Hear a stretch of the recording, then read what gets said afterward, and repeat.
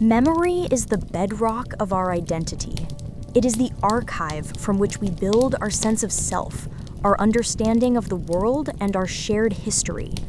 We trust our memories, especially the vivid, emotional, and culturally significant ones. They feel as real and as solid as the ground beneath our feet.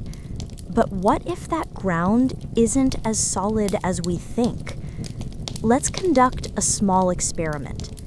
Picture one of the most iconic scenes in cinematic history, the climax of The Empire Strikes Back. Luke Skywalker, his hand just severed by a lightsaber, is clinging to a gantry over a bottomless abyss. He faces his nemesis, the Dark Lord of the Sith, Darth Vader. Vader has been trying to turn Luke to the dark side, and in a final, dramatic attempt to break his spirit, he reveals the terrible truth about Luke's father. Now, in your mind, what is the exact line that Darth Vader says in this moment? For millions of people, the line that immediately comes to mind is, "Luke, I am your father." It is a line that has been quoted, parodied, and referenced for over 40 years. It is etched into our cultural DNA. But that line is not in the movie. It does not exist. If you go back and watch the scene, the actual dialogue in response to Luke saying, "He told me you killed him," is, "No, I am your father." There is no Luke. It's a small difference, but a profound one. For many people, hearing this feels impossible. They can vividly remember the line being said a certain way. They can almost hear James Earl Jones's iconic voice saying the word Luke. But the record, the film itself, says otherwise. Let's try another. Picture the evil queen from Disney's classic animated film, Snow White. She stands before her ornate, magical mirror, seeking validation of her beauty. What is the famous phrase she utters? The vast majority of people will confidently tell you she says, "Mirror, mirror on the wall, who is the fairest of them all?" It is the quintessential fairy tale phrase, and yet it is also wrong. The actual line in the film is, "Magic mirror on the wall." This strange, unsettling feeling, this moment of cognitive dissonance where your clear and confident memory of the past directly contradicts the historical record, has a name. It is called the Mandela Effect. The term describes a phenomenon where a large number of people, often complete strangers from different parts of the world, all share the same specific but verifiably false memory. It's not just one person misremembering something. It's a collective, consistent misremembering on a massive scale. And this leads to one of the most fascinating and unsettling questions of our time. What is the true source of this phenomenon?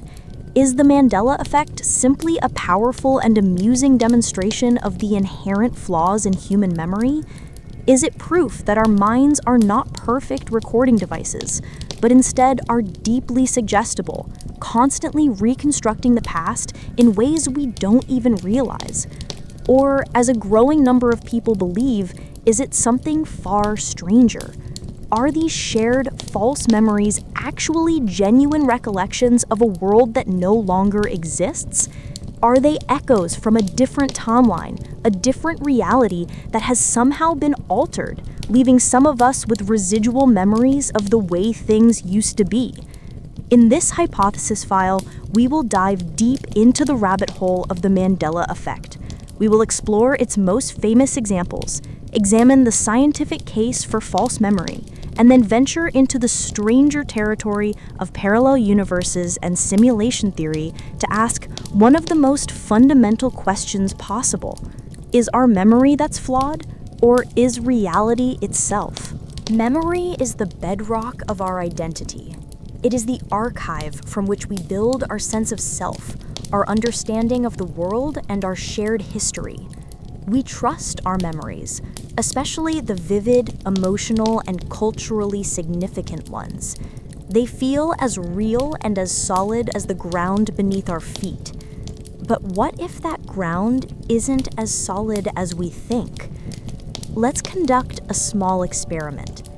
Picture one of the most iconic scenes in cinematic history, the climax of The Empire Strikes Back. Luke Skywalker, his hand just severed by a lightsaber, is clinging to a gantry over a bottomless abyss.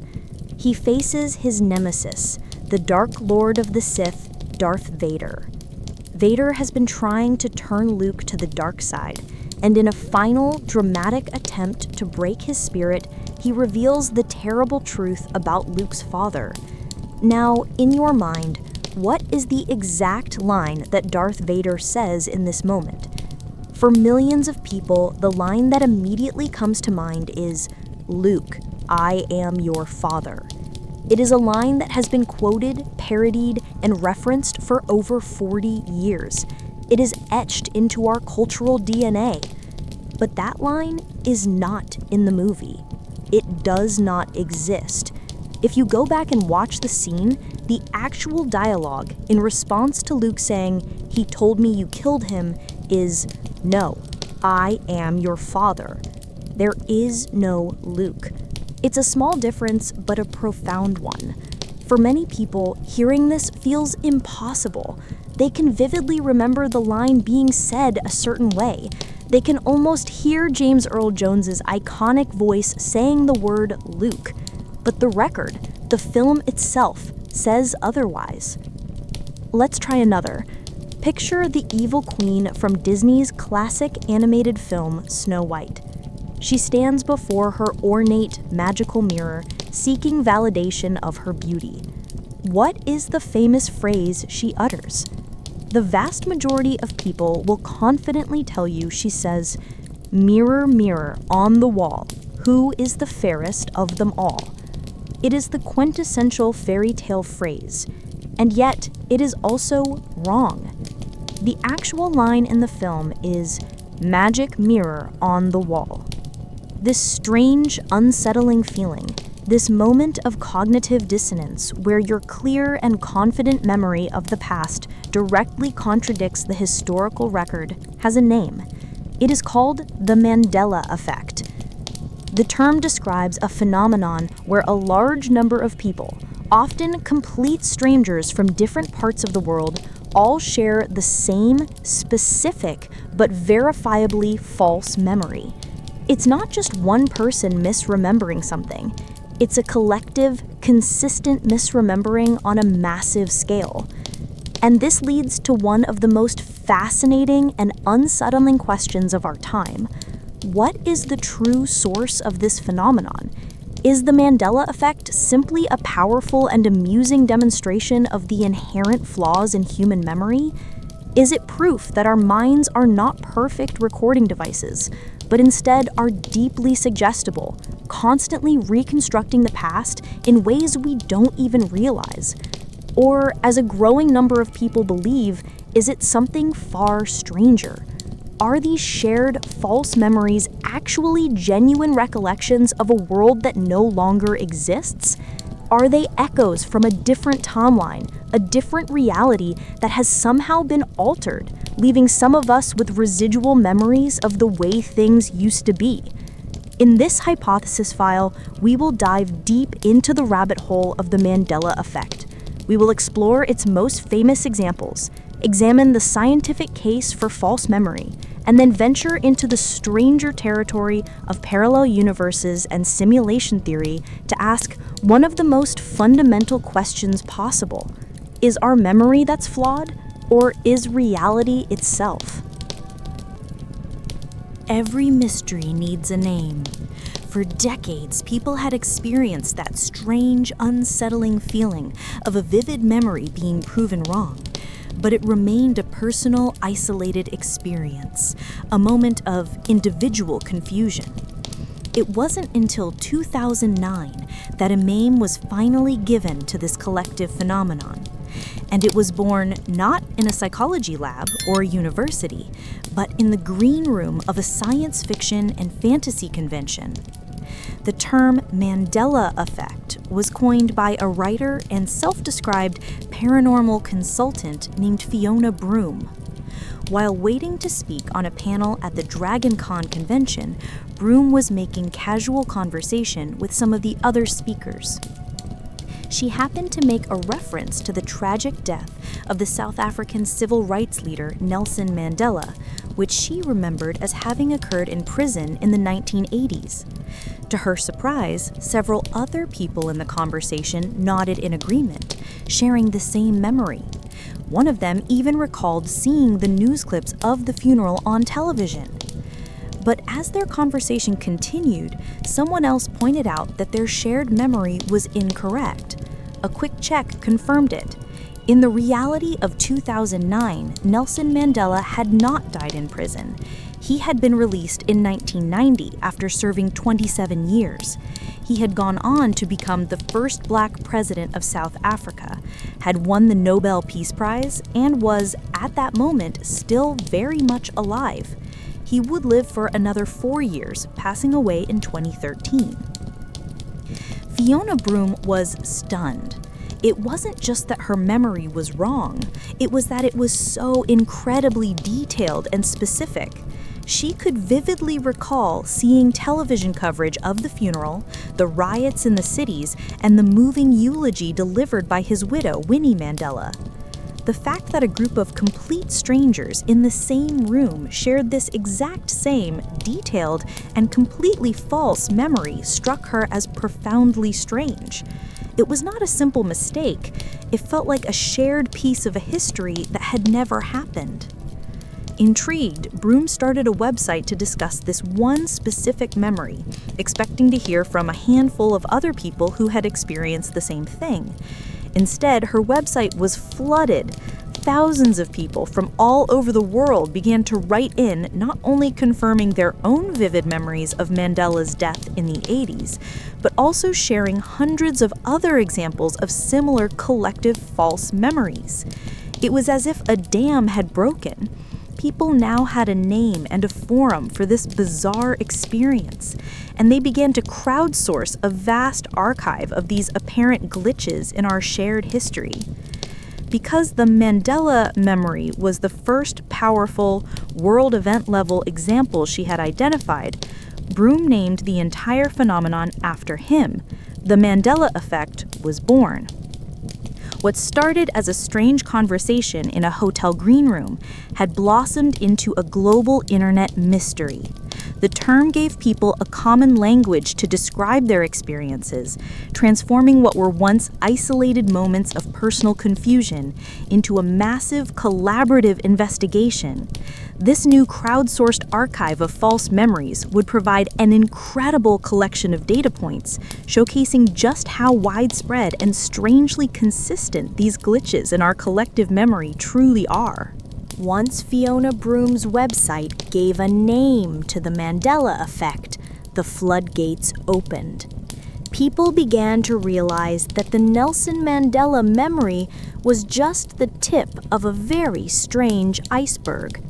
A vast, crowdsourced archive of shared false memories began to grow, an archive filled with baffling and incredibly specific examples from all corners of our culture. To understand the true strangeness of this phenomenon, we must take a tour through this archive and examine some of the most famous and widely experienced glitches in our collective memory. As we go, ask yourself, how do you remember it? Let's begin with the world of film and television, where some of the most powerful examples reside. We have already discussed Darth Vader's famous line, but what about another iconic movie villain? Picture Hannibal Lecter in The Silence of the Lambs, greeting Clarice Starling for the first time from behind the glass of his cell.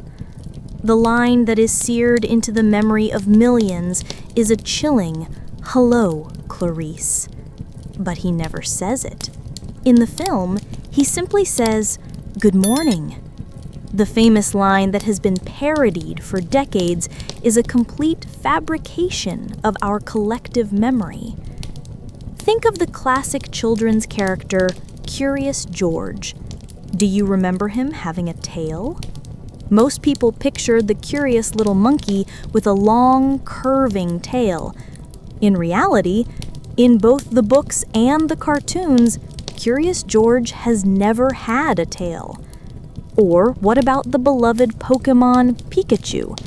Many people, including dedicated fans, will swear that the tip of Pikachu's iconic lightning bolt-shaped tail is black. It is not, and it never has been. It is solid yellow.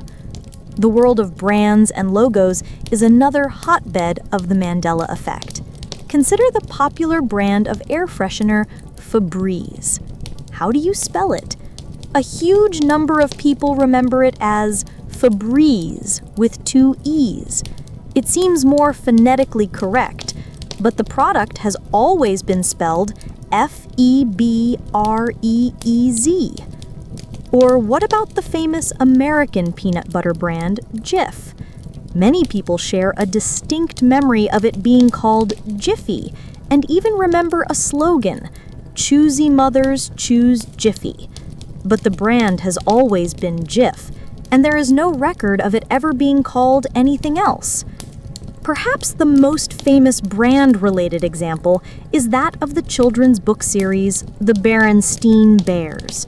A vast portion of the population remembers with absolute certainty that the name was spelled Berenstein, with an E instead of an A. For many, seeing the A in the name today feels profoundly wrong, as if they are looking at a cheap knockoff of their own childhood. The Fruit of the Loom clothing brand logo is another powerful example. Millions of people remember the logo, a pile of fruit, as containing a cornucopia, a woven horn of plenty behind the fruit. It seems to fit the fruit and loom theme perfectly. But if you look at the company's logo history, a cornucopia has never, ever been a part of it. Even music is not immune. Think of the triumphant anthem, "We Are the Champions" by Queen. How does the song end? In the minds of millions, the final line is a powerful, conclusive, "of the world." But if you listen to the original studio recording, the song fades out on the line, "We are the champions." It never adds the final, definitive phrase that so many of us hear in our heads. This is just a tiny sample. The online archives are filled with hundreds more examples. The comedian Sinbad, starring in a 1990s genie movie called Shazam, that never existed. The character C-3PO from Star Wars being entirely gold, when in fact he has always had one silver leg. The Monopoly man having a monocle, which he does not. What makes these examples so baffling is their consistency. It's not random misremembering. It's millions of people from all walks of life, all over the world, all misremembering the exact same details in the exact same way. This is the central mystery. How is it possible for so many people to generate the identical false memory? The answer to that question will lead us down 2 very different paths, one into the strange and fallible workings of the human mind, and the other into the even stranger workings of the universe itself. The sheer number and consistency of the examples we've explored can make it feel as though something is profoundly wrong with the world around us. But before we leap to conclusions about parallel universes or glitches in reality, we must first turn to the field that specializes in the very subject at hand, the human mind. For psychologists and neuroscientists, the Mandela Effect is not evidence of a flaw in the universe, but rather a fascinating and powerful demonstration of how human memory actually works, and how it often doesn't work the way we think it does. The first and most important misconception to address is the idea that memory functions like a video camera, accurately recording our experiences and storing them away in a vault for later playback. This is not the case. Memory is not a recording. It is a reconstruction. Every time you recall a memory, your brain is not playing back a file. It is actively rebuilding that memory from fragments of information stored in different parts of the brain. And in this process of reconstruction, our minds will often, unconsciously, edit, embellish, and alter the details to create a more coherent and sensible story. This leads us to the first key psychological principle: confabulation. This is not lying. Lying is a conscious act of deception. Confabulation is the brain's subconscious and automatic process of filling in gaps in a memory with fabricated but plausible information. Our brains abhor a vacuum. If a part of a memory is fuzzy or missing, the brain will invent a detail to make it feel complete. For example, if you have a vague memory of the Fruit of the Loom logo involving fruit, your brain, associating loom with weaving and old-fashioned concepts, might confabulate the image of a cornucopia, a classic symbol of abundance, to complete the picture, because it simply feels right. You then remember this fabricated detail as if it were always there. Next, there is the phenomenon of source memory errors, or misattribution. This is when you correctly remember a piece of information, but incorrectly remember where or when you learned it. This is a powerful explanation for many of the pop culture examples. The line, "Luke, I am your father," has been parodied and referenced so many times in other shows, movies, and commercials that we have heard the incorrect version far more often than the original. Over time, our brain forgets the source of the memory, the parody, and misattributes the more commonly heard line to the original. The same is true for "Mirror, Mirror on the Wall," which has been repeated in countless other fairy tale adaptations. Then there is the engine that makes the Mandela Effect a collective phenomenon: suggestion and social reinforcement. The internet has become a massive echo chamber for false memories. All it takes is for one person to post, "Doesn't anybody else remember the Berenstein Bears?" This post acts as a powerful suggestion to thousands of other people. For someone whose memory of the name was already fuzzy, this suggestion can be enough to overwrite it. As more and more people agree, it creates a powerful sense of social proof. The feeling of, "I can't be the only one who remembers this," validates and strengthens the false memory, making it feel more and more like a certainty. Finally, there is schema theory. Our brains create mental shortcuts or templates, called schemas, for common concepts. For example, if you think of a 1920s-style cartoon millionaire, your schema for that concept likely includes a top hat, a cane, a tuxedo, and a monocle. The character of Rich Uncle Pennybags from the Monopoly board game fits the schema almost perfectly, so our brain, in its effort to be efficient, applies the full template to him. We remember he having a monocle because he should have one according to our mental shortcut, even though he never did. The same is true for Curious George. Our schema for monkey almost always includes a tail, so we add one to George in our memory.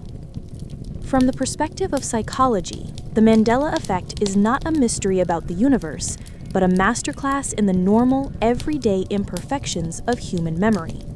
It is a perfect storm of our brain's tendency to fill in gaps, to misattribute sources, to be influenced by social suggestion, and to rely on mental shortcuts. It doesn't mean our brains are broken. It simply means they are designed for efficiency and coherence, not for perfect, factual recall. The psychological explanation for the Mandela Effect is rational, evidence-based, and for many, a completely satisfying answer. It paints a picture of a fascinating but ultimately normal quirk of the human mind. But for those who have experienced the effect, the feeling is often too vivid, too certain, and too widely shared to be dismissed as a simple memory error. For them, the feeling is not that their memory is wrong, but that the world is wrong.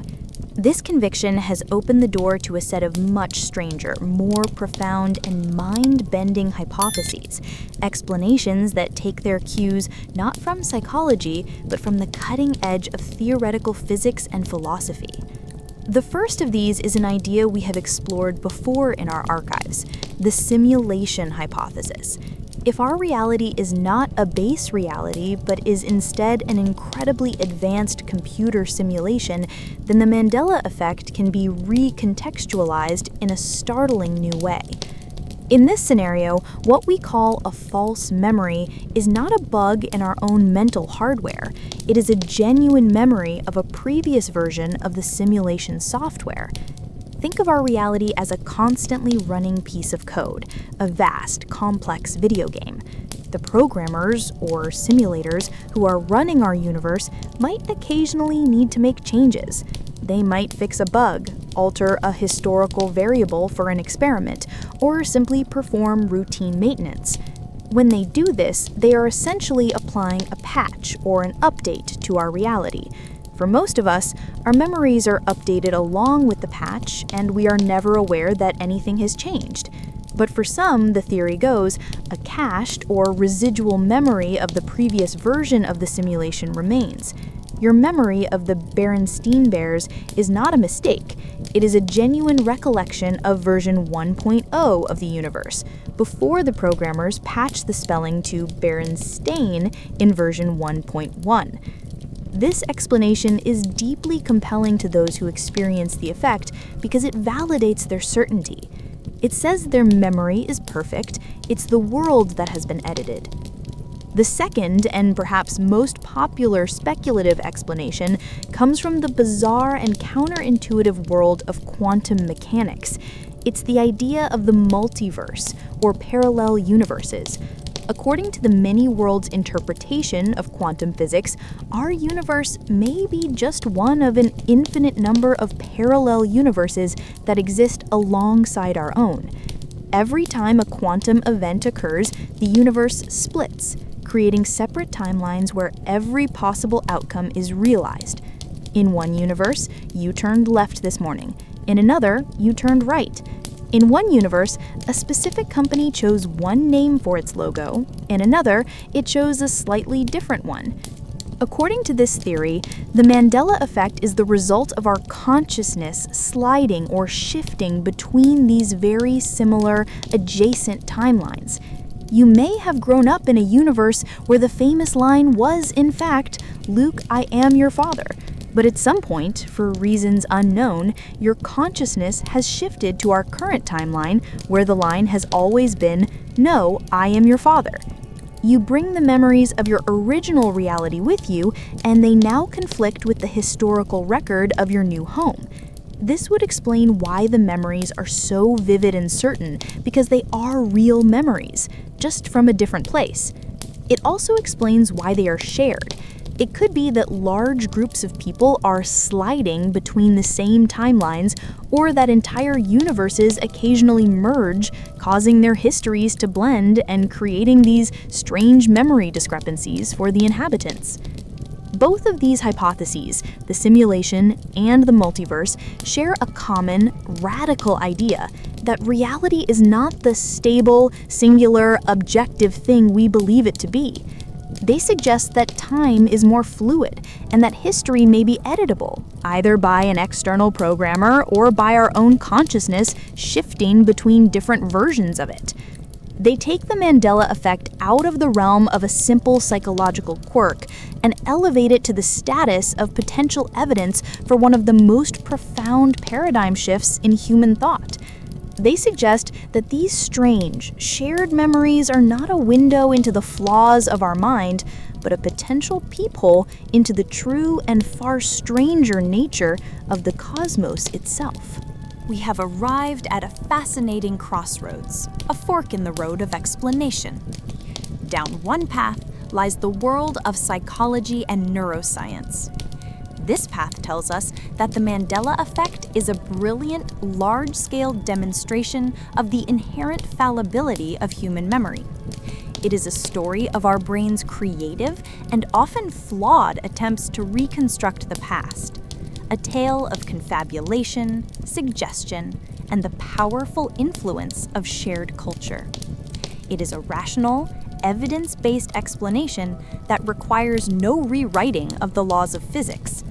It is the simple, if somewhat unsettling truth that our memories are not the reliable archives we believe them to be. Down the other path lies the world of speculative physics and metaphysics. This path suggests that the Mandela Effect is something far more profound. It is a clue that the very fabric of our reality is not as stable as it appears. It tells a story of glitches in a simulated universe, or of our consciousness sliding between adjacent parallel worlds. This explanation is far more dramatic, and for many more satisfying, as it validates the powerful, subjective feeling of certainty that accompanies a Mandela Effect experience. It tells us that our memories are not flawed, they are echoes of a different but equally real past. So where does the truth lie? As with any good hypothesis file, we must weigh the evidence. The psychological explanation is built on decades of well-documented, testable research into the workings of the human brain. We can demonstrate in a laboratory how easily false memories can be implanted and reinforced. The speculative explanations, on the other hand, while intellectually stimulating, are, with our current level of scientific understanding, completely untestable and unfalsifiable. There is no experiment we can currently design to prove that we are not shifting between timelines or living in a simulation. The principle of Occam's razor, the idea that the simplest explanation is usually the correct one, would lead us to conclude that the flaws are far more likely to be in the complex organic wiring of our brains than in the fundamental laws of the cosmos. But to dismiss the Mandela Effect as just a trick of the mind is to miss the deeper significance of the phenomenon. Regardless of its ultimate cause, the shared experience of the Mandela Effect is undeniably real. The feeling of shock, the profound cognitive dissonance, and the unshakable certainty of your own memory in the face of contradictory proof is a powerful and universal human experience. What the Mandela Effect provides, perhaps for the first time in history, is a global crowdsourced map of the quirks and common pathways of human memory.